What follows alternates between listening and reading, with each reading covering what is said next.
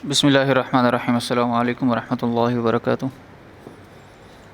Dear students, आज इंशाअल्लाह ताला हम लोग अपना लेसन नंबर 38 डिस्कस करेंगे और चैप्टर नंबर 3 में से ये हमारे पास आज के टॉपिक में कुछ रिव्यू शॉर्ट क्वेश्चंस जो रिमेनिंग रह गए थे वो और कंसेप्चुअल क्वेश्चंस जो हैं हमारे पास उन्हें कम्प्लीटली डिस्कस करेंगे। स्टार्ट करते हैं स्टूडेंट हम अपने लेसन को। आज हमारे पास स्टूडेंट 12.6 से हमने स्टार्ट करना था रिव्यू शॉर्ट क्वेश्चंस के, और आज का जो हमारे पास स्टूडेंट ये शॉर्ट क्वेश्चन था, इसका क्वेश्चन है a coin is placed at the focal length of a converging lens. Converging lens से मुराद कन्वेक्स लेंस है। कन्वेक्स लेंस के आप ये कहते हैं कि फोकल लेंथ पर जब किसी ऑब्जेक्ट को प्लेस करवाते हैं तो इमेज कहाँ पर प्रोड्यूस होगा and what it's nature.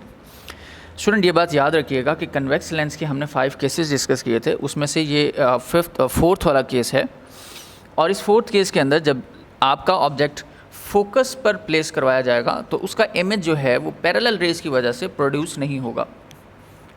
So it's means that we can simply write the answer as when a coin is placed at the focal length और focal point of the principal focus then no image is formed because the refracted rays are parallel and never meet. और diagram अगर आप दिखाना चाहें student तो वो भी आप अपनी बुक से शो करवा सकते हैं। जैसे फॉर एग्जांपल यहाँ पर ये आपको केस मिल रहा है कि जब आपने अपने फोकस पर ऑब्जेक्ट को प्लेस करवाया तो पैरेलल रेज की वजह से आपको कोई इमेज नहीं मिलता। इसका आंसर यहाँ से भी लिख सकते हैं, there is no image is formed because the refracted rays are parallel and never meet. तो दोनों तरह से आप इसका आंसर प्रोवाइड कर सकते हैं। 12.7 क्वेश्चन हमारे पास स्टूडेंट ये है, what is the difference between real and virtual image. यहाँ पर मैंने 3 डिफरेंट जो हैं वो चीज़ों से या चार्ट से जो है वो इन्फॉर्मेशंस के ज़रिए यहाँ पर एक चार्ट बनाया है रियल इमेज और वर्चुअल इमेज का, जिसमें हमारे पास साइन कन्वेंशंस भी होंगी, करेक्टरिस्टिक्स और प्रॉपर्टीज़ के अकॉर्डिंग भी होगा, और नॉर्मल लेंसेज के लिहाज से भी होगा कि किस लेंस में किस तरह से आंसर हमारे पास प्रोड्यूस होता है इमेज का। तो आप यहाँ से सिंपल इनको नोट डाउन करके याद कर सकते हैं। 12.8 है, how does a converging lens form a virtual image of a real object and how does a diverging lens can form the real image of a real object. Student आप ये देख लीजिएगा कि कन्वेक्स लेंस के अंदर हमारे पास जो है वो वर्चुअल इमेज हमारे 5th केस के अकॉर्डिंग बनता है कन्वेक्स लेंस में, कि जब ऑब्जेक्ट हमारे पास फोकस और सेंटर ऑफ कन्वेचर या ऑप्टिकल सेंटर के दरमियान में हमारे पास मौजूद रहेगा तो फिर हमारा जो इमेज है वो बहुत ही ज़्यादा मैग्नीफाइड और वर्चुअल प्रोड्यूस होगा। लेकिन जब बात की जाती है कनकेव लेंसेज की तो कनकेव लेंसेज को कोई इफ़ेक्ट नहीं होता whether the object is placed in front of optical centre, beyond the optical centre, before F और बिफोर टू एफ, तो उस पर बहुत ज़्यादा इफेक्ट नहीं आता। इसलिए हम सिंपल ये लिख देते हैं, a concave lens can not form a real image of a real object. Concave lens is placed in a medium of refractive index greater than the glass, then it will form a real image of a real object। यानी lenses से हटकर हम इसको लिख सकते हैं। 12.19 है, define the power of a lens and it's units. Power of a lens को डिफाइन करना है स्टूडेंट, और आपको आपकी बुक से अगर मैं ये चीज़ दिखा सकूं तो पावर ऑफ अ लेंस हमने यहाँ पर डिस्कस किया था। Yes, here it is on the page number 49। Power of a lens की डेफिनेशन है, उसका फॉर्मूला है और यूनिट है dioptre, and 1 dioptre is equal to 1 per metre. तो ये सिंपल आप इसका आंसर लिख सकते हैं।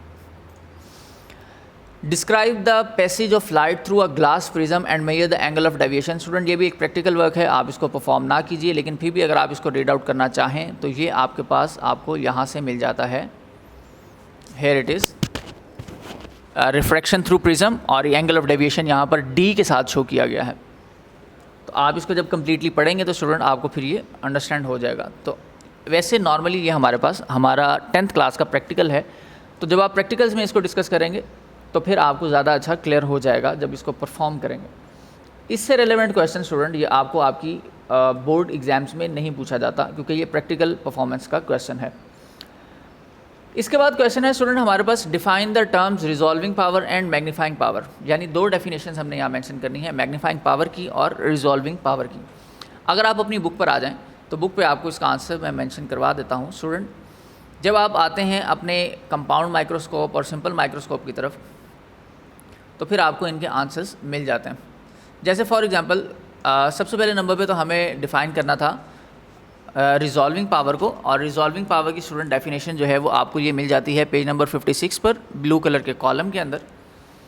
और सेकंड स्टूडेंट हमने लिखनी थी डेफिनेशन मैग्नीफिकेशन की, आई think so, yes, magnifying power की। सो मैग्नीफाइंग पावर की जो डेफिनेशन है स्टूडेंट वो आपको यहाँ से मिलती है, ये मैग्नीफाइंग पावर मेंशन है, here it is magnifying power. तो नेक्स्ट पेज पर आपको इसकी डेफिनेशन भी मिल जाएगी। इसके बाद हमारे पास क्वेश्चन है draw the ray diagram of simple microscope and compound microscope and refracting telescope. Student ये रे डायग्राम्स आपको बनानी आनी चाहिए, और इनकी रे डायग्राम्स अगर आपको दिखाऊं तो ये आपको मिलती है आपके सिंपल माइक्रोस्कोप की डायग्राम। नेक्स्ट पेज पर पेज नंबर 56 पर आप देखें तो यहाँ पर राइट साइड पर पेज नंबर 57 बन जाता है ये, यहाँ पर आपको कंपाउंड माइक्रोस्कोप की रे डायग्राम मिलती है। और इसी तरह नेक्स्ट पेजेस पर आपको यहाँ पर लास्ट में टेलीस्कोप की डायग्राम मिलती है। तो स्टूडेंट आप ये यहाँ पर मेंशन कर सकते हैं। इसी तरह अगर आपको सिंपल माइक्रोस्कोप की डायग्राम यहाँ से अंडरस्टैंड ना हो तो आप हमारे प्रीवियस लेसन को जिसमें हमने सिंपल माइक्रोस्कोप को डिस्कस किया था वो ओपन करके वहाँ पर मैंने रे डायग्राम प्रॉपर बनाने का तरीका सिखाया था, आप वहाँ से भी लर्न कर सकते हैं। नेक्स्ट स्टूडेंट हमारे पास क्वेश्चन है draw the ray diagram to show the formation of image in the normal human eye. तो इसके लिए भी स्टूडेंट आप अगर अपने बुक पर आ जाएं तो अकोमोडेशन वाले टॉपिक के अंदर नॉर्मल ह्यूमन आई के अंदर हमारे पास इमेज कैसे प्रोड्यूस होता है, हम यहाँ पर डिफरेंट डिस्टेंसेस के लिहाज से हम बात मेंशन कर सकते हैं। और अगर बहुत ज़्यादा सिंपल डायग्राम आप ह्यूमन आई की बनाना चाहें तो स्टूडेंट आप अपने प्रीवियस टॉपिक में जहाँ आपने सिंपल माइक्रोस्कोप को या फिर कोई भी कन्वेक्स लेंस को डिस्कस किया था, आप ये कन्वेक्स लेंस वाली बात मेंशन कोई भी एक पॉइंट आप लिख सकते हैं या उसकी रे डायग्राम यहाँ से बना सकते हैं। और लास्ट में है स्टूडेंट हमारा what is mean by the terms near sightedness and far sightedness and how can these defect can be corrected. This is a long question. तो यहाँ पर अगर आप आएँ अपने बुक के लास्ट टॉपिक पे तो स्टूडेंट लास्ट टॉपिक के अंदर आपको मिलता है नियर साइटेडनेस और far sightedness, I think so, yes, near sightedness and far sightedness. तो student near sightedness is called the myopia, इसकी डेफिनेशन आपको मिल जाती है। और इसी तरह आपको यहाँ पर फॉर साइटेडनेस की डेफिनेशन भी मिल जाती है। करेक्टनेस के लिए अगर देखा जाए तो नियर साइटेडनेस यानी मियोपिया को कनकेव लेंस के साथ और फॉर साइटेडनेस को कन्वेक्स लेंस के साथ करेक्ट किया जाता है। तो ये हमारे कुछ रिव्यू क्वेश्चन है। अब हम डिस्कस करते हैं स्टूडेंट अपने कुछ कॉन्सेप्चुअल क्वेश्चंस को जो ज़रा इंपॉर्टेंट भी होंगे। तो इनमें से कुछ इंपॉर्टेंट हैं और कुछ बहुत ही इन्फॉर्मेटिव हैं, तो इसलिए दोनों को गौर से सुनते जाइएगा। 12.1 है a man raises his left hand in a plane mirror, the image facing him is raising his right hand, explain why. ऐसा क्यों होता है कि शीशे के सामने इंसान अपना सीधा हाथ ऊपर उठाए तो तस्वीर की सूरत में हमें ऐसा लगता है कि जैसे तस्वीर ने उल्टा हाथ शो करवाया हुआ है, क्योंकि वहाँ पर हमारे पास जो इमेज बनता है प्लेन मिरर के अंदर वो इन्वर्टेड होता है। तो इन्वर्टेड होने की वजह से वो हमें उल्टी नज़र आती है। सो सिंपल हम यहाँ पर यही बात अपने सेंटेंस में लिख देंगे। 12.2 है in your own words explain why the light wave are refracted at a boundary between two materials. हमने यहाँ पर एक्सप्लेन करना है कि लाइट वे जो है वो रिफ्रैक्ट होती है eight a boundary between two materials. तो वो किस तरह से होती है और क्यों होती है? तो स्टूडेंट जब हमारे पास एक बाउंड्री के अंदर अगर मटेरियल चेंज होगा तो स्पीड चेंज होगी, हमारे पास वेवलेंथ के ऊपर चेंज आ जाएगा, एंगल हमारा चेंज हो जाएगा, तो उसकी वजह से हमारे पास जो है वो एंगल्स और चीज़ें जो हैं वो अफेक्ट हो जाती हैं। तो यहाँ पर आंसर हमने इस तरह से लिखा है light waves are reflected at a boundary between two materials due to change of speed of light while traveling from one medium to another. This change of speed of light at the boundary is caused by the change in refractive index of these two materials and as well as due to the change of density. 12.3 है explain why a fish underwater appears to be at different depth below the surface than actually is and does it appear deeper or shallower. क्या ये आपको इस तरह से difference यानी deeper और shallower नज़र आती है या नहीं? बिल्कुल ऐसा होता है स्टूडेंट। आप देखें कि जब अगर कोई एक नॉर्मल ह्यूमन पर्सन यहाँ पर हाइट पर खड़ा हुआ एक ऑब्जेक्ट को देखेगा तो फिश उसको यहाँ पर नज़र आएगी, लेकिन एक्चुअली वो इस डेप्थ पर होगी। ऑब्जेक्ट यहाँ पर है लेकिन यहाँ पर इमेज हमारे पास बन रहा है, इसलिए ओ और आई के साथ शो किया गया। इसकी वजह यह है स्टूडेंट कि जब लाइट रे यहाँ पर एंटर होती है तो रिफ्रैक्ट कर जाती है एट सम एंगल। तो इस वजह से हमारे पास जो है वो एंगल ऑफ रिफ्रैक्शन की वजह से लाइट रेस का कि ये फॉर एग्जांपल ऑब्जेक्ट से निकलने वाला इंसिडेंट रे और फिर रिफ्रैक्शन के बाद यहाँ से एंगल चेंज हो गया, तो हमें ऑब्जेक्ट यहाँ पर एज्यूम होता है। लेकिन अगर आप पानी के अंदर जाकर देखें तो स्टूडेंट आपको आपका ऑब्जेक्ट बिल्कुल क्लियर नज़र आएगा, क्योंकि वहाँ पर एंगल डेविएशन नहीं होगी या एंगल ऑफ रिफ्रैक्शन चेंज नहीं होगा। 12.4 है why is drivers side mirror in many cars convex rather than the plane और कनकेव।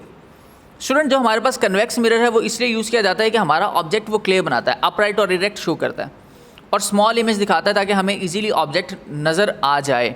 अगर हम वहाँ पर कनकेव शो करेंगे या डिफरेंट हमारे पास जो ऑब्जेक्ट हैं वो यूज़ करेंगे तो फिर हमारे पास जो हमारा इमेज है वो प्रॉपर नहीं बनेगा और हमें हमारे ऑब्जेक्ट बहुत ज़्यादा लार्ज भी मिलते हुए मिल जाएंगे। इसलिए हम यहाँ पर कन्वेक्स मिरर यूज़ करते हैं ताकि हमें अपराइट, इरेक्टेड और स्मॉल इमेज जो है वो मिल सके। When an optician testing room is small, he use a mirror to help him test the eyesight of his patient. Explain why. Normally student जिनकी आईसाइट वीक हैं उन्होंने ये चीज़ ऑब्जर्व की होगी कि कुछ डॉक्टर्स जो हैं वो डायरेक्टली हमें एक बोर्ड पर अल्फ़ाबेट्स रीड आउट करवाते हैं, लेकिन कुछ ऐसे डॉक्टर्स या क्लिनिक्स जिनके पास उनका रूम बहुत ज़्यादा स्मॉल हो तो वो अपने रूम्स के अंदर डायरेक्टली रीड करवाने की बजाय हमें एक सेकंड जो है वॉल पर हमारा फेस करवा के और कहते हैं कि आप इस मिरर के अंदर से जो आपको अल्फ़ाबेट नज़र आ रहे हैं रिफ्रैक्ट होते हुए वो रीड करें। उसका स्टूडेंट इजीली जो हमारे पास यूज़ है वो यही है कि हमारा जो स्मॉल रूम है उसको उसकी लेंथ बढ़ा देता है बाय चेंजिंग द डिस्टेंस। यानी मिरर के अंदर जो है वो आपका डिस्टेंस, ऑब्जेक्ट कहाँ प्लेस है, इमेज कहाँ प्रोड्यूस हो रहा है, उस लिहाज से आपका जो डिस्टेंस है वो बहुत ज़्यादा इफेक्ट पे आ जाता है, चेंज हो जाता है। तो इसलिए हम लोग मिरर यूज़ करते हैं ताकि लेंथ बढ़ जाए और दूर की चीज़ भी इजीली इंसान को नज़र आ सके और हम उसकी आईसाइट को प्रॉपरली चेक कर सकें।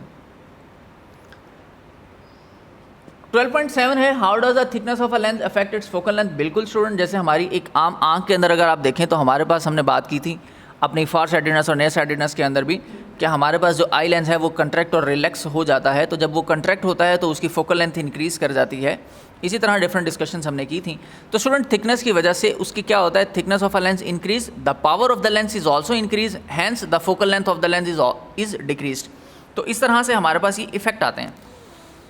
ठीक है, तो यहाँ पर अब आपने इस चीज़ को ख़ास तौर पर याद रखना। 12.8 में under what conditions will a converging lens form a virtual image.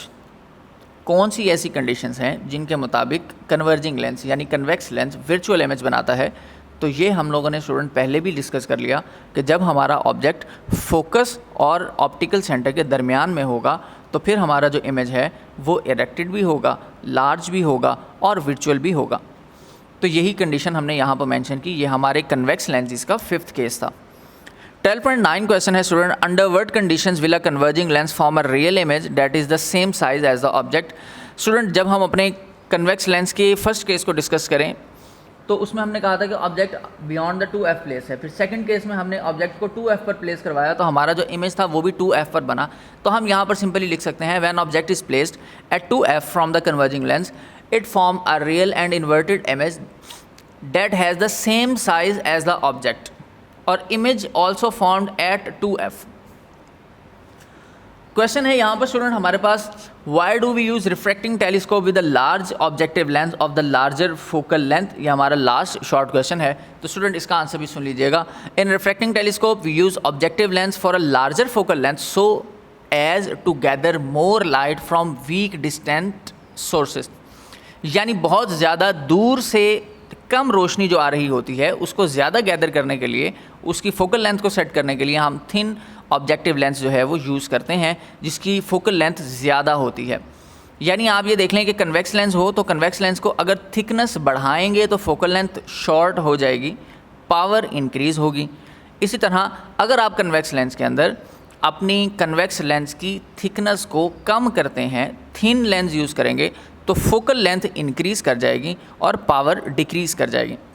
इस तरह की डिफरेंट हमारे पास कंसेप्ट आते हैं इससे रेलेवेंट। तो हम यहाँ पर फिर सिंपली ये लिख सकते हैं, it not only makes them more visible but also increase the resolving power of the telescope. So ये स्टूडेंट्स हमारे एक्सरसाइज के कुछ MCQs, कुछ शॉर्ट क्वेश्चंस और रिव्यू शॉर्ट क्वेश्चंस हैं जिन्हें हमने कम्प्लीटली डिस्कस कर लिया। इंशाअल्लाह ताला अपने नेक्स्ट लेसन्स के अंदर अपने न्यूमेरिकल्स के साथ मुलाकात होगी। तो नेक्स्ट लेसन्स के अंदर न्यूमेरिकल्स को भी गौर से स्टूडेंट आप सुनते जाइएगा और समझते जाइएगा ताकि ये जो डिफ़िकल्ट से आपके न्यूमेरिकल्स हैं वो आपके लिए बहुत ज़्यादा आसान हो जाएं, क्योंकि इनमें साइन कन्वेंशंस बहुत ज़्यादा यूज़ करनी पड़ेंगी। इसलिए आपको ये भी पहले चाहिए कि आप अपनी sign conventions for the convex और कनकेव लेंसेज और मिरर्स, इनके चार्ट्स को अच्छी तरह याद कर लें, ताकि आपको ये पता हो कि फोकस कहाँ पर होगा तो फोकल लेंथ पॉजिटिव रहेगी और कहाँ पर होगा तो फोकल लेंथ नेगेटिव रहेगी। तो फिर आपके लिए आपके न्यूमेरिकल्स को सॉल्व करना और अंडरस्टैंड करना आसान हो जाएगा। तो स्टूडेंट नेक्स्ट लेसन तक के लिए इजाज़त दीजिए। अल्लाह हाफ़िज़।